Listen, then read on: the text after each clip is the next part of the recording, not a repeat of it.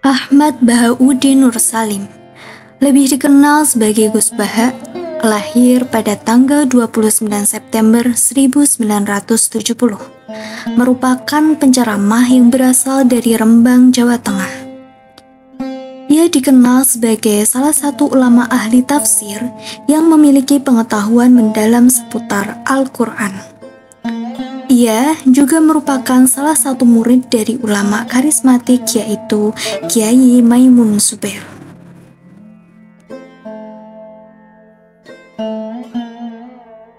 Gus Baha merupakan putra dari seorang ulama pakar Al-Quran dan juga pengasuh Pondok Pesantren Tahfidzul Quran LP3IA, yaitu Kiai Nur Salim Al-Hafidz dari Narukan, Kragan, Rembang.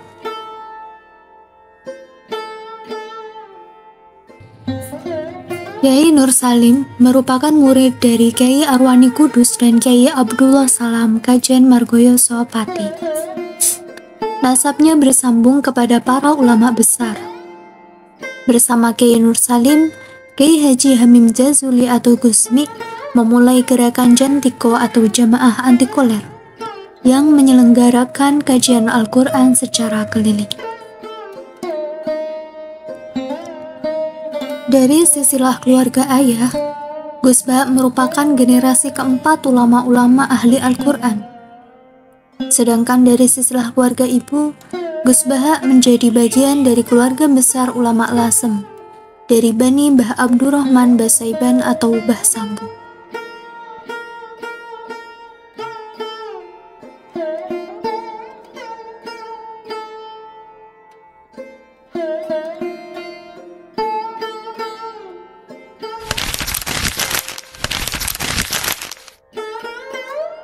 Setelah menyelesaikan pendidikannya di Sarang, Gus Baha menikah dengan seorang anak kiai yang bernama Ningwindah, pilihan pamannya dari keluarga Pondok Pesantren Sidokiri, Pasuruan, Jawa Timur.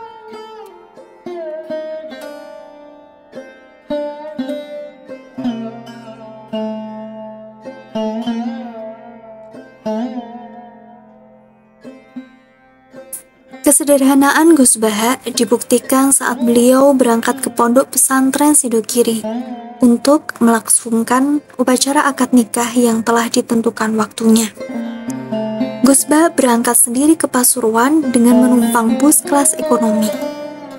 Kesederhanaan beliau bukanlah sebuah kebetulan, namun merupakan hasil didikan ayahnya semenjak kecil.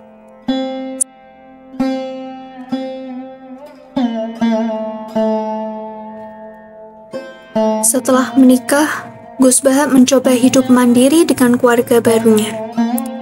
Gus Baha menetap di Yogyakarta. Selama di Jogja, beliau menyewa rumah untuk ditempati keluarga kecilnya. Semenjak Gus Baha menetap di Yogyakarta, banyak santri-santri beliau di Karangmangu yang merasa kehilangan.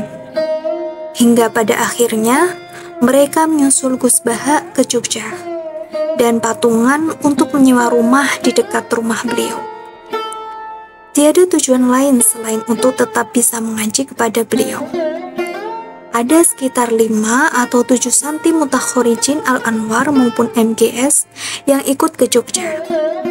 Saat di Jogja inilah kemudian banyak masyarakat sekitar rumah Gus Baha yang akhirnya minta ikut ngaji kepada beliau.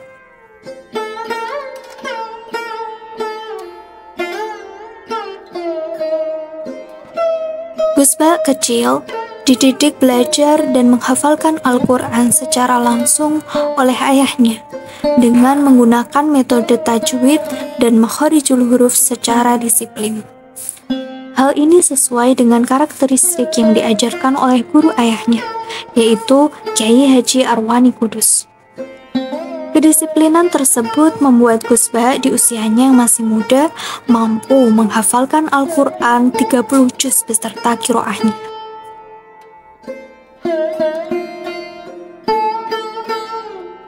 Menginjak usia remaja, ayahnya menitipkan Gus Baha untuk mondok dan berkhidmat kepada Syekhona Kiai Haji Maimun Zubair di Pondok Pesantren Al-Anwar Karangmangu, Sarang, Rembang. Pondok Al-Anwar tepat berada di sekitar 10 km arah timur dari rumahnya.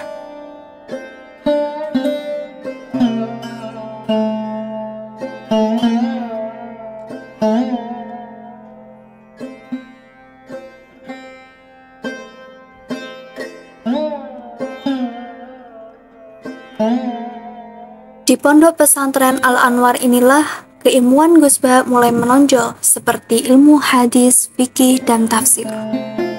Dalam ilmu hadis, Gus Baha mampu menghatamkan hafalan Sahih Muslim lengkap dengan matan, rawi, dan sanadnya.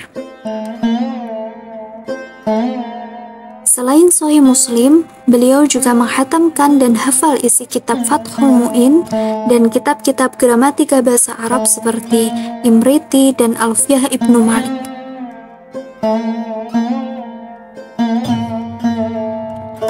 Bahkan menurut sebuah cerita, dengan banyaknya hafalan yang dimiliki oleh Gus Baha, menjadikan beliau sebagai santri pertama Al-Anwar yang memegang rekor hafalan terbanyak.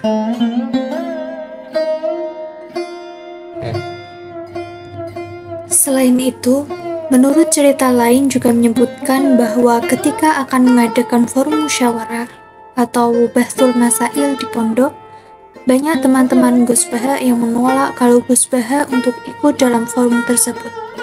Sebab beliau dianggap tidak berada pada level santri pada umumnya karena kedalaman ilmu, keluasan wawasan, dan banyaknya hafalan yang dimiliki oleh beliau. Hal ini yang kemudian buat Gus Baha diberi kepercayaan untuk menjadi Rois Fathul Mu'in dan Ketua Ma'arif di jajaran kepengurusan pesantren Al-Anwar.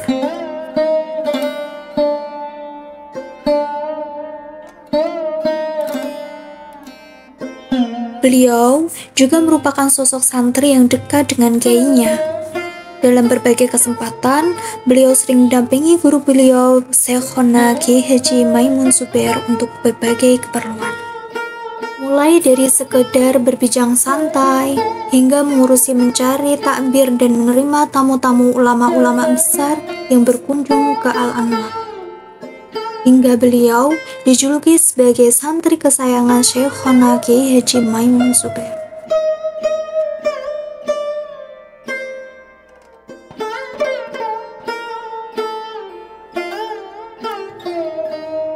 Selain menjadi pengasuh di pondoknya dan mengisi pengajian di Yogyakarta, Gus Baha juga diminta untuk mengisi pengajian tafsir Al-Quran di Bojonegoro, Jawa Timur. Adapun untuk waktunya dibagi-bagi. Di Jogja minggu terakhir, sedangkan di Bojonegoro minggu kedua setiap bulannya. Hal tersebut Gus Baha lakukan secara rutin sejak 2006 hingga sekarang.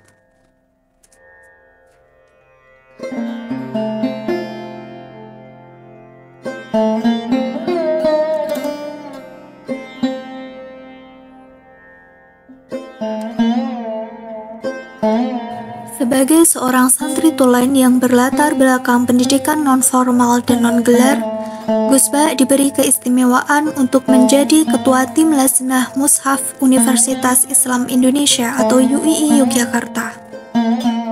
Gus Baha duduk bersama para profesor, doktor, dan ahli-ahli Al-Quran dari seluruh Indonesia, seperti Profesor Dr. Quraish Shihab, Profesor Zaini Dahlan, Profesor Sohib, dan para anggota Dewan Tafsir Nasional yang lain.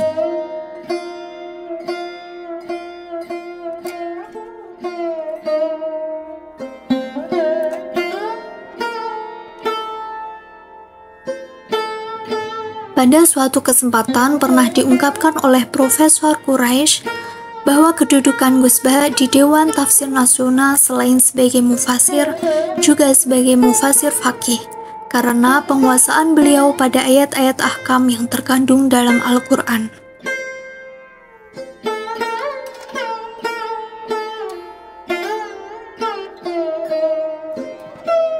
Setiap kali Lajnah menggarap tafsir dan mushaf Al-Quran, menurut Profesor Quraish, posisi Gus Baha selalu di dua keahlian, yakni sebagai mufasir seperti anggota Lajnah yang lain dan juga sebagai faqihul Quran, yang mempunyai tugas khusus mengurai kandungan fikih dalam ayat-ayat ahkam Al-Quran.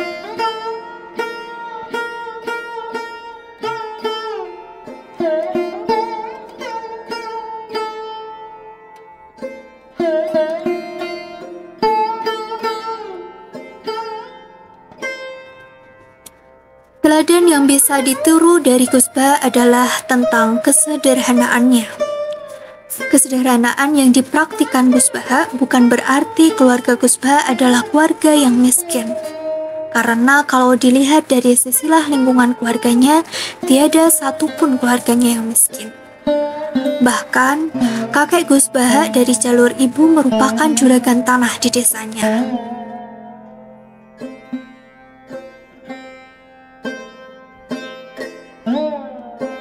Saat dikonfirmasi oleh penulis perihal kesederhanaan beliau menyatakan bahwa hal tersebut merupakan karakter keluarga Quran yang dipegang oleh leluhurnya.